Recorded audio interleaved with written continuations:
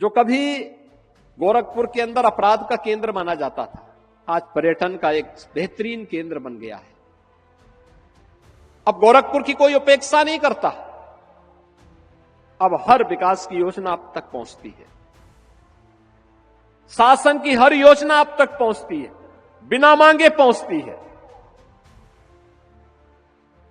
यह है परिवर्तन, और उस परिवर्तन में आप सबको सहभागी बनाने के लिए आज हम सब एक बार फिर से यहां पर आए हैं। याद रखना, हमारे जीवन की सबसे बड़ी ताकत है, जो उपलब्धि आपने हासिल की है, जो उपलब्धि उत्तर प्रदेश ने हासिल की है, यह हासिल की है धैर्य से, अनुशासन से। हमारा अनुशासन, हमारा धैर्य हमारी सबसे बड़ी ताकत है। हमने धैर्य नहीं खोया। हां, अगर गोरखपुर या उत्तर प्रदेश की उपेक्षा हुई, हमने संघर्ष का रास्ता अपनाया। इंसेफ्लाइटिस के खिलाफ हम लोगों ने कभी संघर्ष का रास्ता अपनाया था। आंदोलन हुई, गोरखपुर की सड़कों पर हम लोगों ने आंदोलन किया।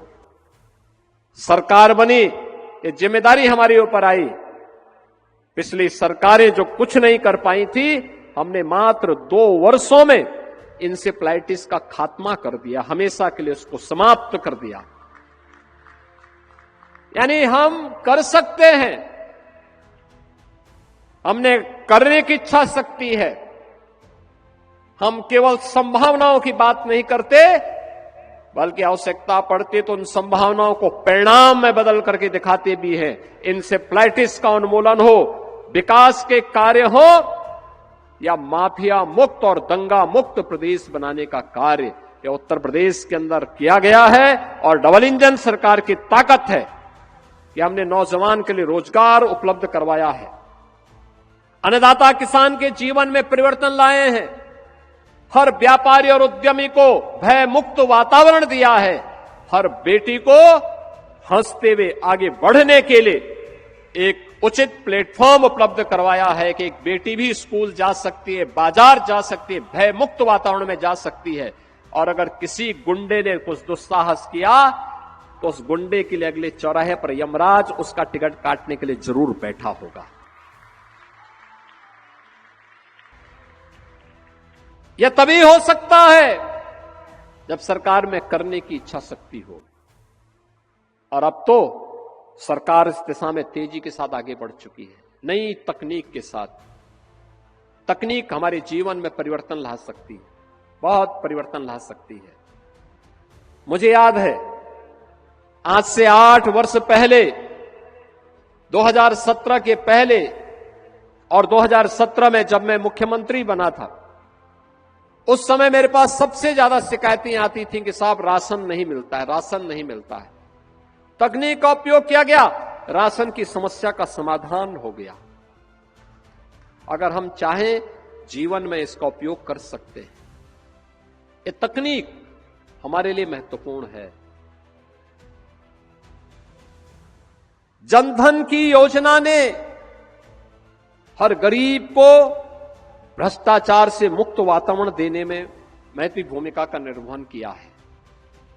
आपका स्मार्टफोन उस टेक्नोलॉजी का आधार बनता है, लेकिन हमें साइबर अपराध से बचते हुए हम इसका उपयोग करें, अनजाने व्यक्तियों पर विश्वास न करें।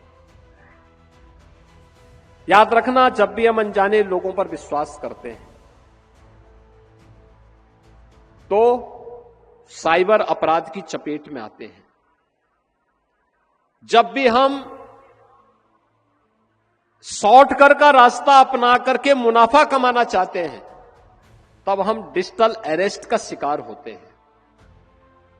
अपना मोबाइल फोन या अपना स्मार्टफोन उसी कार्य के लिए इस्तेमाल करें जिस उद्देश्य को लेकर के आपने अपना स्मार्टफोन रखा है, अपनी जरूरत के हिसाब से। अनावश्यक समय खर्च मत करिए।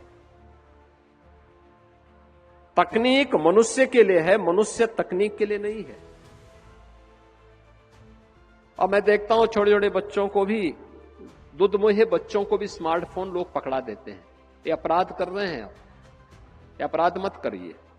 मत पकड़ाइए बच्चों को स्मार्टफोन, उसको लिखने पढ़ने की आदत डलवाइए, सिखाइए उसको थोड़ा। स्मार्टफोन पकड़ लेगा तो फिर उसके बाद वो जिद्दी हो जाएगा, डिप्रेशन का शिकार हो जाएगा, एक समय आप धोखे में स्वयं हो जाएंगे। उससे बचिए। दूसरा, स्मार्टफोन बंद करके रखिए। जब आप कहीं यात्रा में जा रहे हैं, बाइक चला रहे हैं या 4 व्हीलर चला रहे हैं, अपना स्मार्टफोन बंद करके रख दीजिए, साइलेंट मोड में रखिए। सड़क दुर्घटनाएं भी हमारे लिए एक चैलेंज है।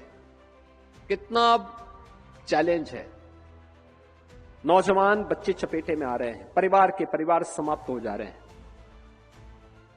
अच्छी सड़कें इसलिए नहीं है कि आप ट्रैफिक के नियमों का उल्लंघन करें, अच्छी सड़कें इसलिए हैं जिससे आपके आवागमन के मार्ग को आसान बनाया जा सके, आपको सुगम यात्रा का मार्ग प्रशस्त किया जा सके, आप समय से पहले अपने गंतव्य में पहुंच जाएं। अच्छी सड़कें इसलिए नहीं है कि आप समय से पहले किसी दूसरे लोक की यात्रा में निकल जाएं। ये अच्छी सड़कें इसलिए है कि आप अपने गंतव्य तक पहुंचे, खुशहाल रहो करके, आप भी, आपका परिवार भी। आपको देख करके, आपकी सफलता को देख करके आपके मित्रगण, आपके परिवार के सदस्यगण, आपके सहयोगीगण खुशहाल हो सके, इसके लिए अच्छी सड़कें बनी हुई है। फर्राटा भरने के लिए नहीं, ट्रैफिक के नियमों का उल्लंघन करने के लिए नहीं, स्मार्टफोन लगा करके या बाइक चलाते हुए स्मार्टफोन से बातचीत करते हुए या कान में स्पीकर फोन लगा करके या नहीं दिया गया है। और इसमें नकल करने की आवश्यकता नहीं। मैं देख रहा था रवि किशन एक बार तो कैसे कर रहे थे, मैंने उनको कहा, मैंने कहा ये सब धोखा मत करो भाई, अगर आप स्वयं उल्लंघन करेंगे तो दोस्तों से फिर कैसे उम्मीद करते हैं। हम सबको इन सावधानियों को जीवन में तो याद रखना होगा और महोत्सव का आनंद लेना चाहिए, अच्छे ढंग से, अनुशासित तरीके से। अच्छी लगे ताली बजाइए और अच्छा नहीं लगे तो चुपचाप बैठिए। अभी कुछ ही देर में यहां पे कालीबाड़ी के बाबा जी और उनका रवि किशन का भी एक काव्य पाठ होगा। और कालीबाड़ी के बाबा जो है ये मिथिलांचल से, और मिथिलांचल की ही एक बेटी बिहार विधानसभा की सदस्य सुश्री मैथिली ठाकुर, उनका भी यहां पर अभी एक भजन भी होगा। तो यहां पर कालीबाड़ी के बाबा और इनका जो है रवि किशन के काव्य पाठ में बाबा स्वस्ति वाचन करेंगे, उसके बाद उनका काव्य पाठ होगा। क्योंकि दोनों की जोड़ी बन चुकी है, अब दोनों एक साथ फिल्मों में भी काम करने वाले हैं। तो दोनों की कौन सी फिल्म आती है मैं नहीं जान रहा हूं, लेकिन दोनों एक साथ काम करेंगे। कब करेंगे ये भी अभी, लेकिन मैंने कहा भी ये फिल्म आप यूपी से बाहर ही करना, यूपी के अंदर मत करना। गोरखपुर महोत्सव के लिए और मकर संक्रांति और खिचड़ी त्योहार के लिए मैं आप सबको बधाई देता हूं, क्योंकि मकर संक्रांति ये भगवान सूर्य के उत्तरायण जाने की एक शुभ मुहूर्त भी मानी जाती है।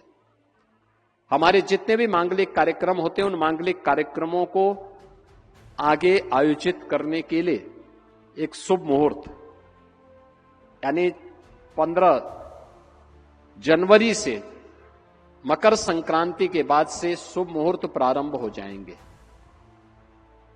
खरमास जो थे वह 15 जनवरी को समाप्त हो जाएंगे।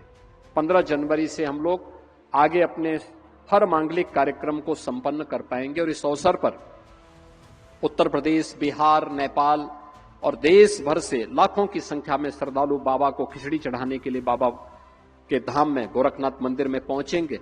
हम सब भी मकर संक्रांति के इस त्योहार का आनंद लें। आप सबको मकर संक्रांति की मंगलमय शुभकामनाएं हो।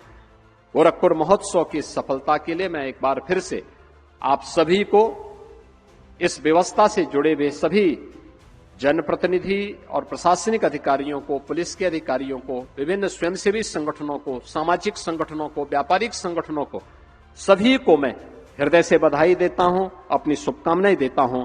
धन्यवाद। जय हिंद।